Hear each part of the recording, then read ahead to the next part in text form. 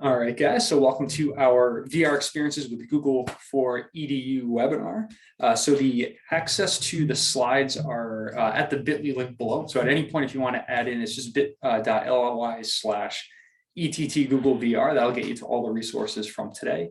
It's going to be a quick webinar. We'll probably get through this in probably 20 minutes or so. Essentially, what I wanted to do is show you guys a few ways that you can use things that are built right into either Google for EDU or that can be accessible right through the Chrome browser for virtual reality.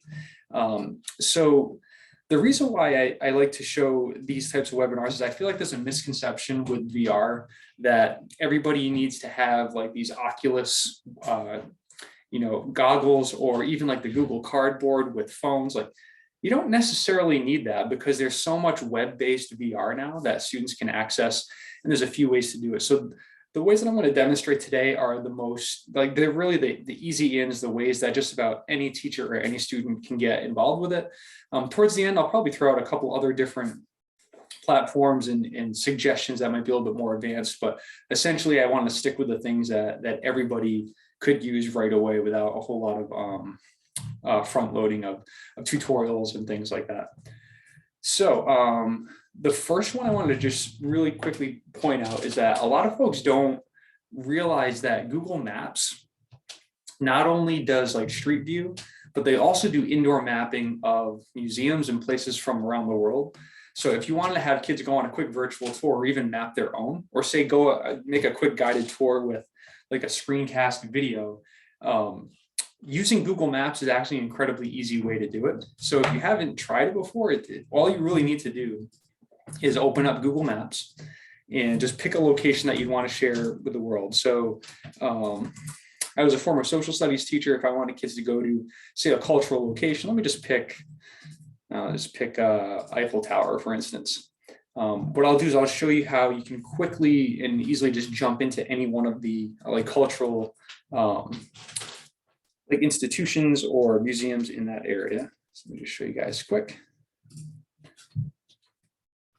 All right, so if I go to the bottom right here, you guys should be able to see that little peg man. All right, let me just back out a tad. So I know, for instance, to the right of the Eiffel Tower here is a museum. So if I just click and drag here, drop them over that building, now I am literally inside of this museum. I can walk around and explore.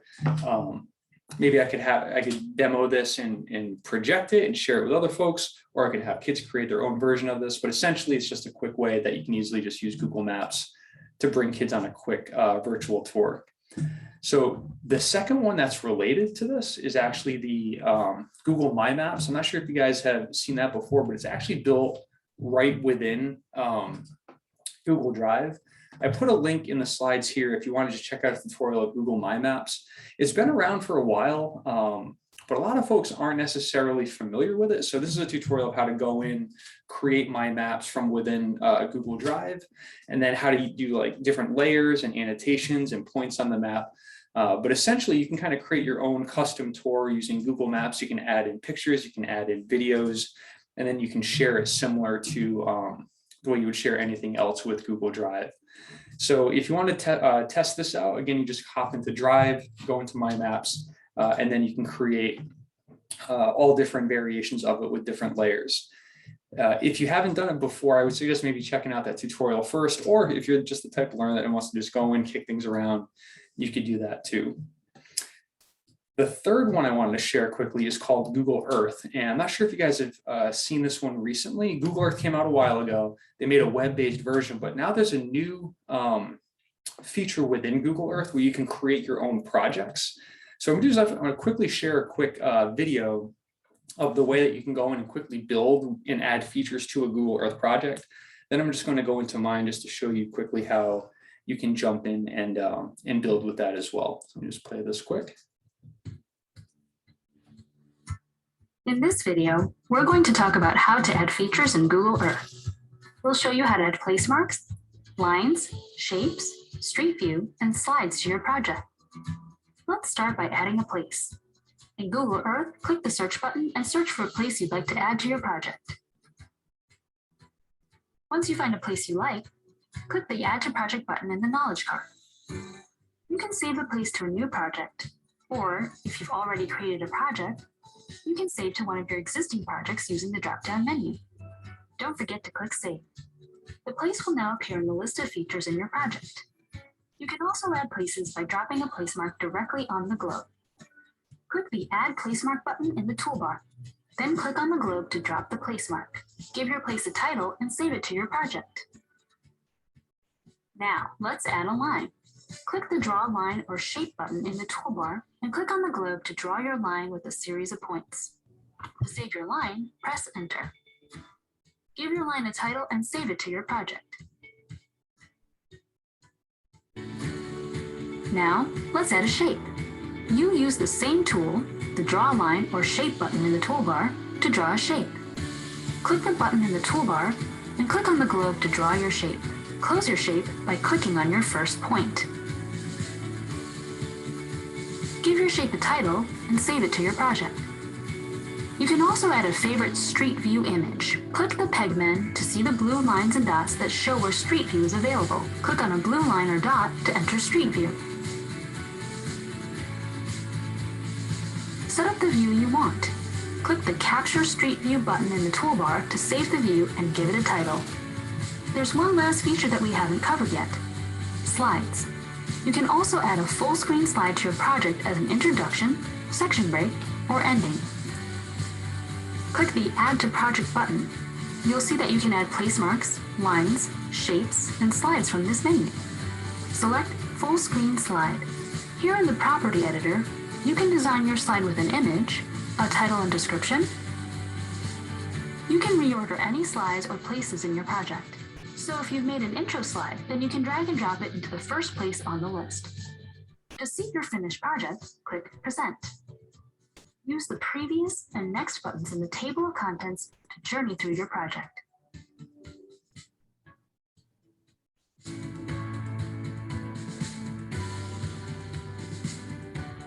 Now you know all about features you can use to build your Earth project. Go ahead and start adding.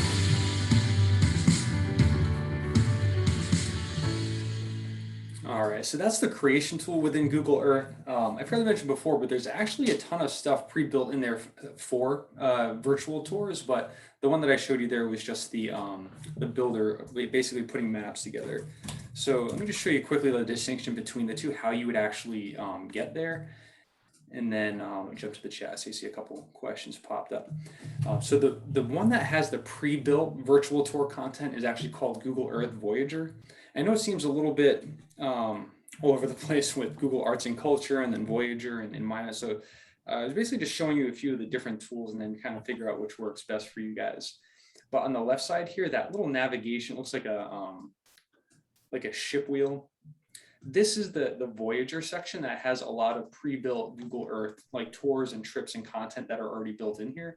It's actually a lot of great stuff if you want to take a look through Voyager. But what I was just doing there was, it was a different part where it was called My Project. So to get to that, you click the 3-line button, go down to Projects, and then you can click on, this is just a quick sample that I made of the National Mall, right? So this is where you can go in, you can build out your slides, you can add points, you can add shapes, and then you can share out your project with folks once you're done. So this could be like what it looks like. So this is just an untitled slide. I'll go through to a picture that I added in, then the map itself, and then specific places within the map. So really easy to do, pretty straightforward tool. And anybody that has a Google account, they can get access to Google Earth, which is just about anybody can get there. So 360 views on my map. So, Brett, I haven't seen that feature. So I'd actually say if you wanted the 360 views, the Google Earth tour projects is probably better because you do have that 360 mapping. But the thing is, within the Google My Maps, you always could, within the media that you add to it, you could put in a picture that is like a 360 photosphere, but it's kind of a pain in the butt. So I would actually say this is probably the easier way to do it if you wanted that 360 view. The other one I'll show you guys later too is actually called 360 Schools, which is another way that you can add in 360 photos from their curated library if you want to make some of those 360 maps. All right, so I see some folks did just jump in. So if you're just joining us, the link to the sessions right here, that bit.ly. Let me just add that to the chat just to make sure everybody has it. And then we will jump back in. All right, so again, Google Earth, that's a place where you can customize your own virtual tours, but also access the Voyager library. Now, where a lot of this stuff is actually starting to head is the Google Arts and Culture app. There's the web-based version, but there's also the app that you can go into. Now, if you're familiar with, there used to be a tool called Google Tour Creator, where you could go in and create kind of like 360 virtual tours. Unfortunately, that got shut down this year. They actually closed out that project with expeditions and all of that. So a lot of the content that was there is getting merged over to the Google Arts and Culture app. But this has a ton of content for culture, for science, for social studies. There's even a lot of math experience that you can add in, performing arts. There's even things like you can go into virtual concerts in 3D, or in virtual reality. So I'm going to show you a couple different collections here that you could explore that are within the Google Arts and Culture app. The first one here is actually from the National Park Service. It's called Experience the National Parks in 3D. And then what you can do is click that virtual experience and pick, I believe there's 5 or 6 Our national parks are variations of it. wonderlands, amazing places to explore and discover. I'll just skip this intro. The beauty, it's obvious, but there's. And then once you hop into it, it's almost like guided, narrated tours of each of these national parks. As you jump in, you can experience it in 360 video. So it's not just pictures, 360 video that you can look around in.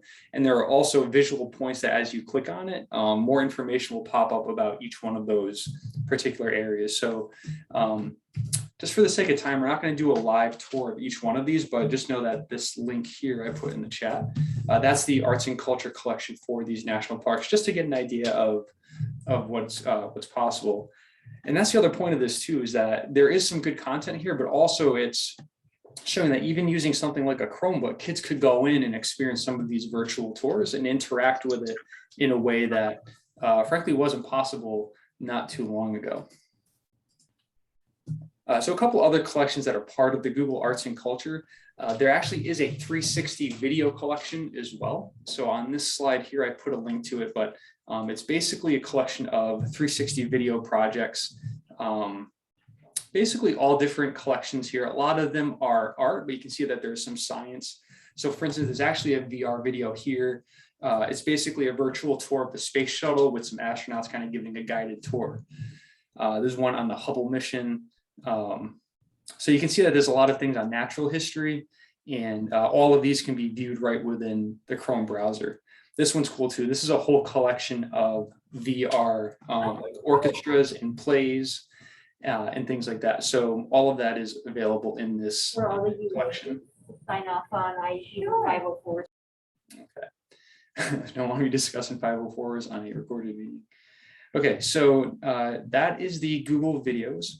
The other one I want to share too is the Project Street View, because this collection here is you can tour famous sites and landmarks from around the world, and it just curates it in one place for you.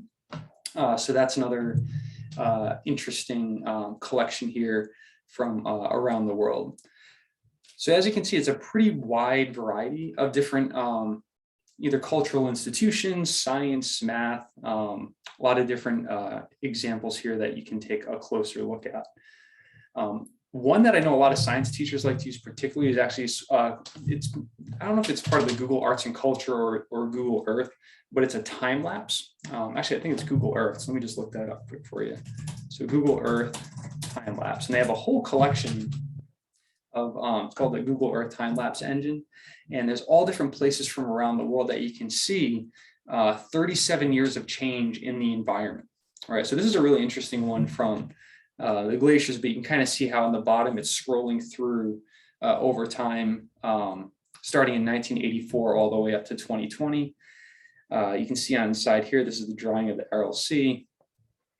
You can, I think there's one too on, it actually showed, oh, the coastal expansion one's pretty wild. So this shows Dubai and the development in Dubai over the last 20 years. So this is pretty wild. You can see how they actually constructed entire land masses off the coast of Dubai. Anyway, so all of these collections are right within either the Google Earth collection or within Google Arts and Culture. So those are some really good curated collections. All right, so the last couple ones I'm going to show you aren't necessarily part of the Google, I guess, collections, but they're accessible through a Chrome browser. So the one I want to show you here is actually through YouTube, which Google owns YouTube. So technically, I guess it's part of Google. But a lot of folks don't realize that right through YouTube, you can get 360 video. So you can actually watch VR right within YouTube. So for instance, if I did like a search for pyramids, or actually National Geographic has a whole collection of 360 videos that you can share. So if you just go to YouTube and then you go to the filters, so you can filter out certain different content.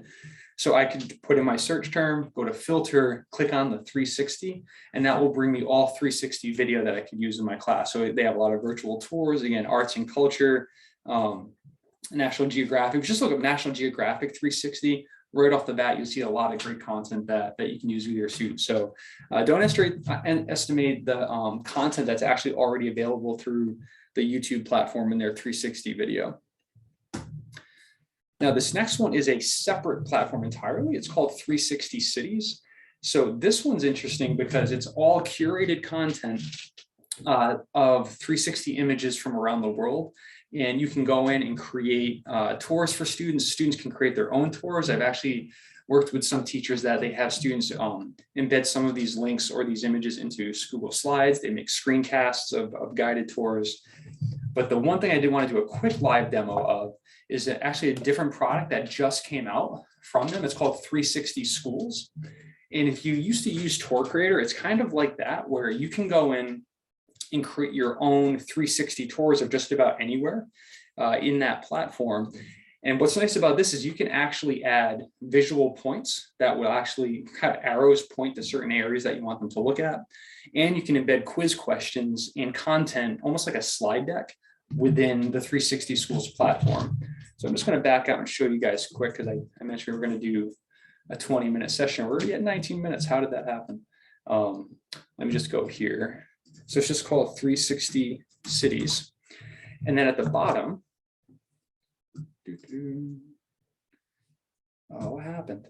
All right, 1 second. Maybe I gotta go 360 Schools. Here it is. Okay. So I'm gonna add this to the chat.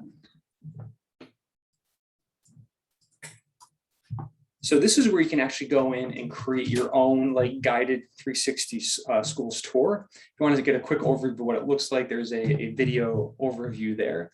But essentially you just search for content within the 360 panorama collection they have, and then you can share that out with your students. You can embed it in websites, you can put it in your LMS. But essentially, once you go in, you click on guided tours. There's a tutorial of how it works, but I'm just going to show you what one looks like that's already pre-created, just so you get an idea of what I'm talking about. So this is one on underwater ecosystems. This is a quick demo one that you can take a look at. And as you can see, you can go around in 360 and view the area. It has some embedded content there. You have some questions on the side, and then you can start your tour. You can see you have some learning objectives. So again, you kind of build it out almost like a slide deck, or if you've used Nearpod before, it's actually similar to the format of Nearpod. And now I can start searching. So essentially now it's like you have to find the different species, and each species will have a different point. So see, for instance, parrotfish, that'll pop up as you look at it. There's another one. There's the coral. We see basically you can tag the different content within that photosphere that you'd want students to take a look at, and you can provide some more context for that. Same thing here, you can kind of look around and see the different tagged items. So we don't need to go through the whole thing, but you get a quick idea of how all of this works. And it's really not that hard to build in something like this. It's pretty much drag and drop within the 360 Schools platform. So again, not exactly part of the Google suite, but again, pretty easy to access through Google Chrome. Pretty straightforward experience. So again, that's just kind of the tip of the iceberg. I want to kind of just really do proof of concept here. But one of the things that I wanted to highlight is that there's a lot of VR content that's already available that you can just use through Google Chrome, and you can create a lot of VR content. So the last couple things I'm just going to reference, because you may want to take a closer look at some more like in-depth creation tools. The one that is a kind of a VR creation tool for students and teachers that you may have heard of before is called CoSpace's EDU. That's one where if students really do want to go into creating 3D models or exploring 3D models, it's a way that you can create AR and VR experiences in the classroom. So that's one that's a little bit more advanced than the virtual tours and experience that I showed you. Takes a little bit more knowledge on the student end and a little bit more front loading, but definitely something that's possible. So again, that's CoSpaces. I'll add that into the chat. And the other one that I wanted to share with you guys is a little bit more of a VR meeting space. And this, and I'll be upfront, this one does not have like a education facing version yet. It's really more of like proof of concept. But a lot of us still have to teach sometimes through Google Meet or through Zoom or things like that.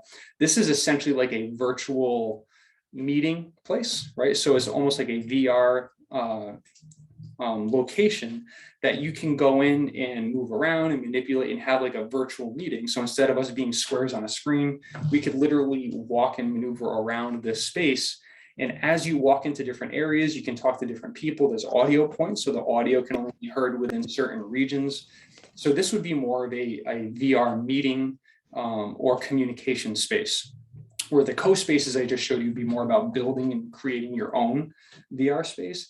This would be more about meeting and collaborating within a VR space. So just high level overview, where we started out with virtual tours through maps, then we moved through virtual video content, then content that you could manipulate through something like 360 Schools, all the way to VR creation with CoSpaces, EDU, and virtual meetings.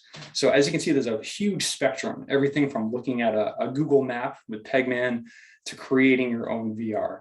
So you may be anywhere on that spectrum as far as your comfort level and skill level and access to the technology, but the vast majority of things I showed for you today can all be used with like a Chromebook and the Chrome browser. You don't need any heavy fancy equipment for any of these particular tools. All right, so I'm going to pause for a second. Any questions on any of the content or platforms that I've introduced?